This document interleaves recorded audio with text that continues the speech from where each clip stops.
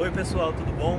Hoje eu tô aqui em Nova York, no The Shed. Hoje é a primeira noite do Cornucópia, o novo show da Bjork, e eu vou contar pra vocês um pouco como foi essa experiência. Agora, quase que 100% recuperado, eu posso contar pra vocês como é que foi a minha experiência de assistir o Cornucópia. 2 vezes, não foi só uma. E como foi a minha redenção sobre o show de Roma do ano passado, que foi cancelado. Eu contei essa história no vídeo anterior. Se você ainda não assistiu, eu vou deixar o link aqui para vocês compartilharem dessa dor e desse sofrimento comigo. Quando anunciaram os valores do Cornucópia, eu achei muito caro e eu já tinha planejado outra viagem nas minhas férias. E aí no dia que começaram a vender o ingresso, eu falei, bom, eu vou tentar comprar. Se eu conseguir comprar, significa que é para eu ir. Isso foi no dia 20 de fevereiro. Aí eu me inscrevi no Shed Mover, que você paga um valor de $10 e aí você tem acesso a compras antecipadas e as informações referentes aos espetáculos, às exposições do The Shed antes do público geral. E, pois bem, entrei para compra e tinham cerca de 2.600 pessoas na minha frente na fila. Eu falei, bom, não me resta nada além de tentar e esperar. Esperei durante horas. A hora que estava mais ou menos na posição 1.200, eles falaram que o ingresso tinha esgotado. Só que eu ainda tinha uma esperança, porque no mesmo dia a One Little Indian tinha enviado um e-mail com um código promocional de fã. Eu acredito que devia ter um cadastro no site. E com esse código você conseguia entrar nessa pré-venda no mesmo dia. Aí tudo bem. Eu entrei. Eu já tinha deixado uma página aberta com esse código, né, com essa página que eles enviaram. Quando eu entrei, pá, consegui de primeira. Consegui um lugar maravilhoso, assim. Aí tudo bem, eu tava conversando com meu amigo, com o Suleiman, e aí ele falou, bom, o que você acha da gente ir mais um dia, mais uma data? Eu falei, é tentadora essa proposta, a gente pode ir na abertura. E foi exatamente o que a gente fez, a gente comprou mais um ingresso para ir na abertura. Bom, aí a aventura já tinha começado, né? Eu troquei meu período de férias, aí eu fui atrás de passagem, fui atrás de hospedagem, mudou completamente o meu planejamento inicial.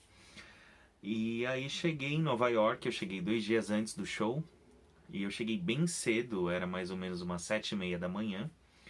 E a primeira coisa que eu fiz foi deixar minhas malas no hostel e conhecer o The Shed, né, que era bem perto. Eu já tinha me planejado para ficar bem próximo do The Shed, para não ter nenhum problema de atraso ou de me perder ou qualquer coisa assim. Então era cerca de 10 minutos andando, eu já estava lá. O espaço do The Shed, ele fica localizado especificamente no Chelsea, que é um bairro de Nova York, dentro de um complexo que chama Hudson Yards. E ele é um espaço sem fins lucrativos. É um centro cultural que comissiona projetos de arte, seja exposição, seja peça de teatro e concertos como o Cornucópia, que foi o primeiro maior concerto que acabou abrindo The Shed. Ele foi inaugurado recentemente, em abril. O projeto The Shed custou cerca de 475 milhões de dólares e ele foi organizado, ele foi fundado pelo Alex Putz. Além do The Shed, tem o Vicel, que é construído inteiramente de escadarias. E ele é mais ou menos como se fosse uma escultura, um monumento ao ar livre. E ao mesmo tempo ele é um prédio, não dá pra explicar, ele parece uma colmeia. Inclusive, quando eu tava subindo o Vicel para chegar na parte superior, né, no topo, eu ouvi a Bjork tocando Body Memory. Ela tava ensaiando Body Memory, aí eu desci correndo, assim. Eu acabei não chegando até o topo. Atualmente, a área do Hudson Yards tem prédios comerciais, residenciais, shopping center, restaurante. E é um dos empreendimentos mais badalados de Nova York. Assim, você chega no lugar, você vê que é totalmente diferenciado. Tem um shopping de luxo do lado. Então é uma coisa assim bem elitista, digamos assim. Pois voltemos ao que interessa, né? Chegou o grande dia do show. Estava marcado para as 19 horas. Muito mistério em torno do que aconteceria, como seria o palco. Eu não tinha a mínima ideia de como ia ser, qual que era a projeção do palco, se ia ser reto, se ia ser assim. E aí começaram a soltar algumas informações durante a semana que antecedeu o show.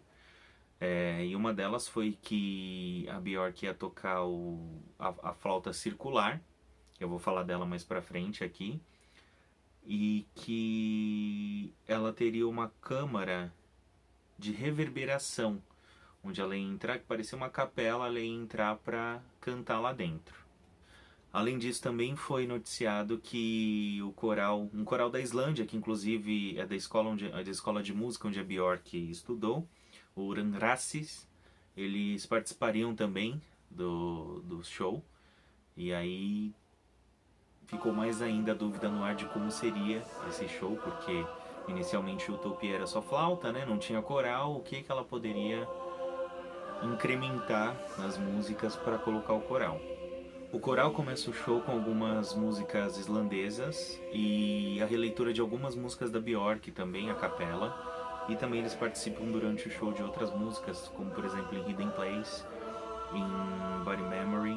Aí depois que eles saem do palco, acabou a apresentação inicial. Eu confesso que no início eu fiquei um pouco cansado assim, porque eles cantam mais ou menos umas 5 músicas assim, e aí chega um momento que você fala, tá, em qual momento que a Björk vai entrar aqui? E aí eles saem do palco, aí apaga tudo, e aí começam as projeções. A primeira música foi Family, uma projeção como se fosse uma cortina assim, que cobriu o palco, do Avatar, do Vunikura. E depois ela abre o show com The Gate. E é curioso a gente perceber como as camadas das cortinas, né, trabalham com as projeções, porque é muito bonito. E aí chega um momento no início do show que ela abre com The Gate, que a cortina ela vai abrindo aos poucos, assim, exatamente na intenção de parecer um portão, e a Björk tá por trás de tudo aquilo. Aí abre a cortina e ainda tem mais uma cortina que faz a projeção ainda na frente dela, bem transparente. É muito, muito interessante tudo isso. Inclusive, eu tenho um amigo que ele foi no show, ele foi no primeiro dia, e aí ele assistiu da frente, como eu, e depois ele foi em outro dia, só que ele viu de trás. Ele falou que a experiência completa do show é justamente você assistir pegando toda a projeção. Então talvez funcione, eu acho que são duas perspectivas diferentes, né? São duas experiências diferentes, que eu infelizmente ainda não tive de assistir de longe, mas ele me disse que é como se a Björk fizesse isso propositalmente, que é para ela não ser a estrela do espetáculo. Quando você vê de longe, ela é só mais uma ali dentro das projeções. A ideia é a atmosfera da utopia que ela criou. A grande surpresa para mim foi que quando a gente entrou tinha uma plataforma que dava bem de frente para a cadeira onde eu tava. Então tinha uma fileira de cadeira aqui, eu tava atrás, eu tava mais em cima, e aí dava para ver a plataforma. E assim, a gente não tinha muito detalhe a respeito disso, porque no mapa, quando você vai comprar o ingresso, estava constando que era um local de deficiente, né, para quem tem cadeira de roda, enfim. Quando o coral saiu do palco, eles colocaram uma outra plataforma que conectava o palco principal com essa plataforma que eu tô falando. E aí a gente descobriu que a Björk ia cantar em cima daquela plataforma, ainda não sabia qual música era. E no primeiro dia, a música que ela cantou foi Body Memory. E foi, assim, uma experiência incrível. Eu gravei um trechinho só, pra vocês terem uma ideia de quão perto ela tava de mim. E assim, ela cantou praticamente olhando pra minha cara. Foi incrível, assim, foi uma experiência única. Eu não tava esperando por isso também. E aí, no final do show, ela acabou cantando Not Get, também nessa mesma plataforma.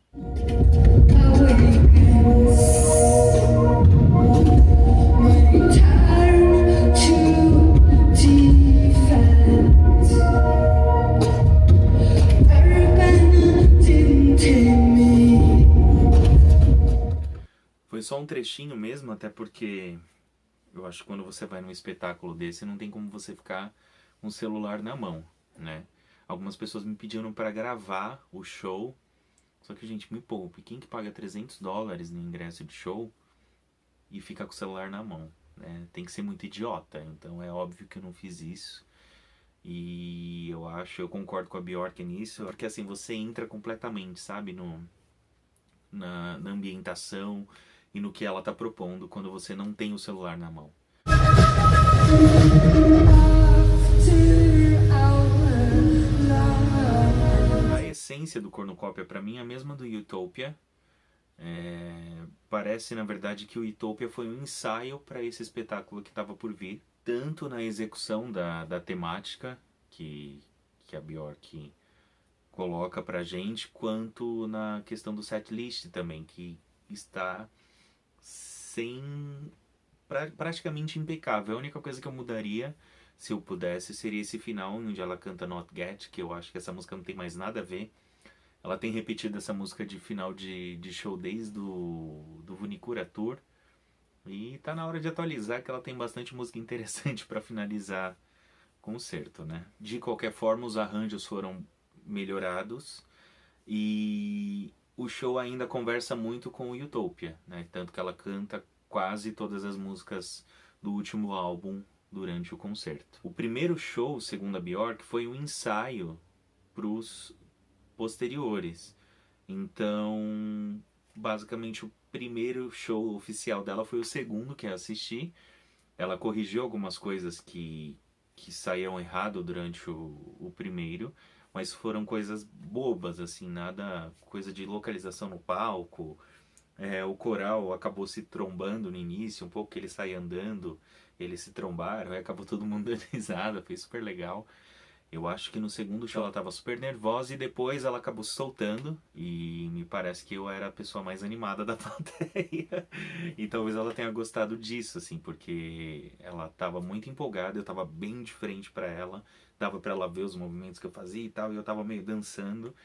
Tanto que quando acabou o show, depois um cara veio falar comigo. Ele falou: Nossa, eu tava no meu lugar, eu vi você de longe, você dançando, eu acabei me soltando por causa disso.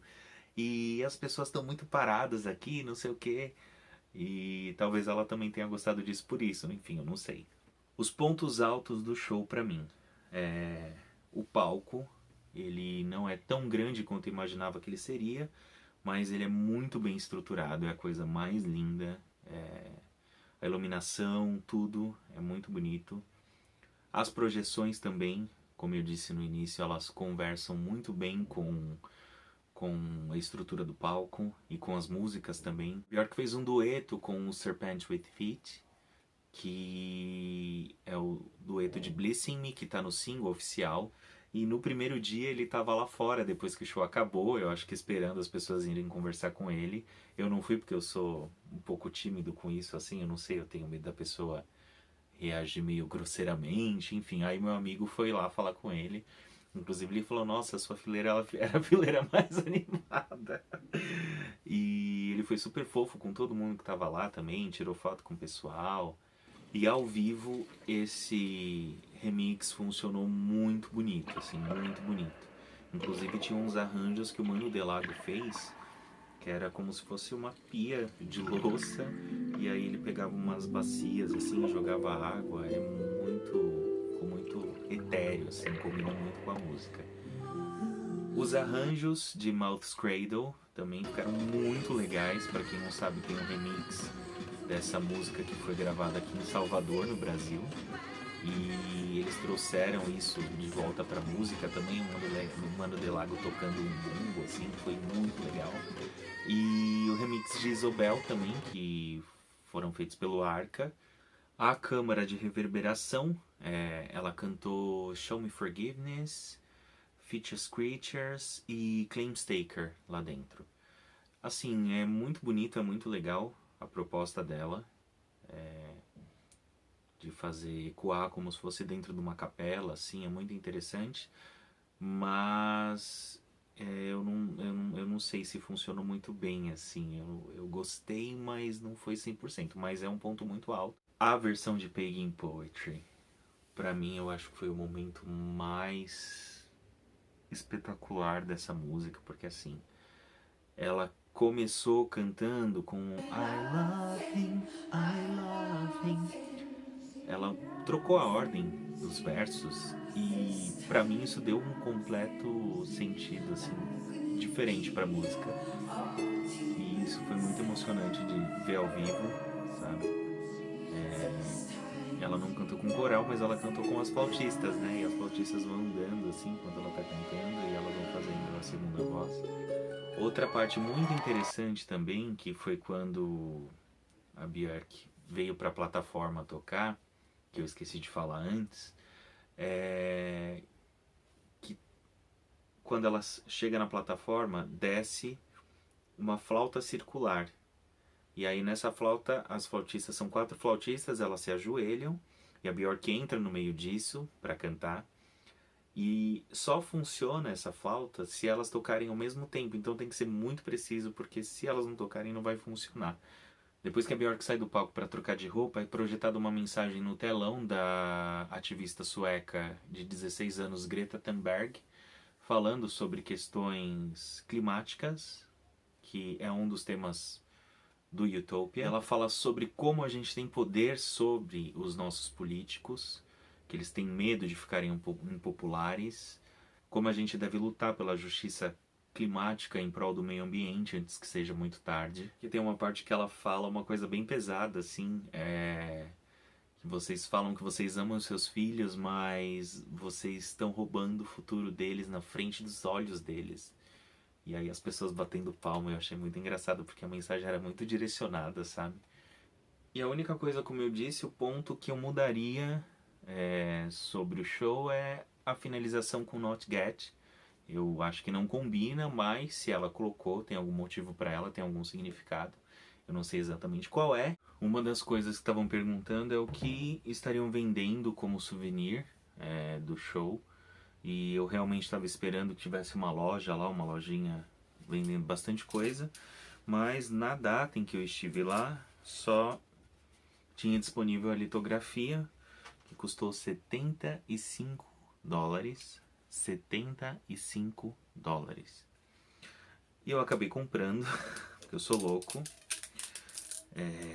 Mas é muito bonita. É basicamente a imagem que foi divulgada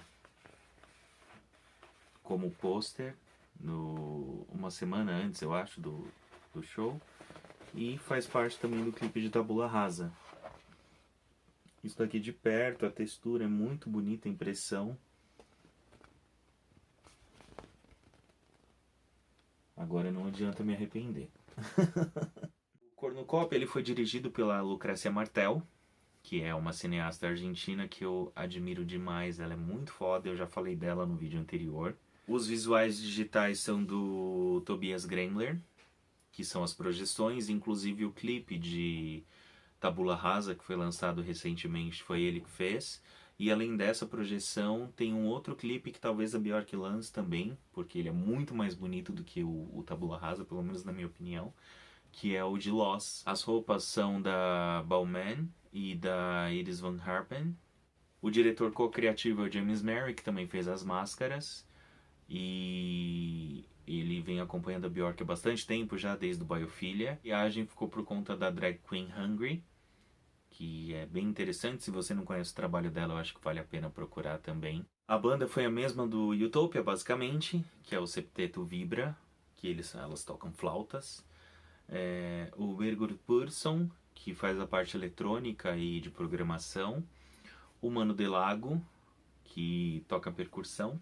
E a Kate Buckley, que toca harpa. Em resumo, foi um momento muito lindo. Eu fiquei muito feliz de poder compartilhar isso com alguns amigos também, alguns amigos brasileiros que eu encontrei lá. Pelos outros fãs que eu conhecia somente pelo Instagram, e aí eu acabei encontrando lá também. Muito obrigado pela companhia, por terem feito parte desse momento.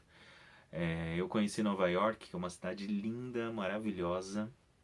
Eu me senti super em casa porque me lembra muito a minha cidade, São Paulo. Eu pretendo voltar para explorá-la muito, muito mais. Inclusive, estava rolando uma exposição no Met Gala e aí eu conheci o vestido de cisne da Björk, então famigerado vestido de cisne. Eu tava numa exposição lá que chama Camp, muito interessante também. Enfim, mais uma vez, né, a Björk movimentando a minha vida, fazendo coisas acontecerem. Eu não tenho muita gana de viajar e de planejar as coisas sem uma motivação assim. E esse show acabou sendo uma motivação que me levou para conhecer mais um lugar na minha vida. Eu fico muito feliz de ter o privilégio de poder fazer isso e de ter vivenciado essa experiência. Eu agradeço também todo mundo que me apoiou, todo mundo que esteve do meu lado nesses momentos, que fizeram com que isso fosse concretizado. E vamos esperar o próximo show. Eu acredito que o Cornucópia não passe pelo Brasil, é muito caro. Eles anunciaram nessa semana que vai ter data em agosto no México. E as pessoas já estão reclamando porque o ingresso está muito caro. Dá mais ou menos em reais cerca de R$2.000. Isso é muito dinheiro, é muito caro mesmo. Então eu não sei se na nossa situação atual aqui no Brasil eu teria essa possibilidade. Eu espero que sim, eu queria muito que todo mundo que me segue aqui pudesse ter essa oportunidade. Mas a gente tem aqui pelo menos um outro evento a respeito da Bjork, que vai ser o Bjork Digital, que começa no dia 18 de junho e vai até o dia 18 de agosto, aqui em São Paulo, no Museu de Imagem e Som. Se você tiver oportunidade de vir de outro estado, ou se você morar aqui em São Paulo e for, me avisa também quais datas vocês vão. Com certeza eu vou até lá, eu vou fazer um vídeo a respeito da exposição. E é isso, gente. Muito obrigado. Se você gostou do vídeo, deixa o seu like aqui. Compartilha com quem você quiser. Se você não gostou, também dá um dislike, eu não me importo. E é isso. Até o próximo vídeo. Eu espero que não demore muito também. E quem sabe até o próximo show da Bjork, né? Tchau, tchau.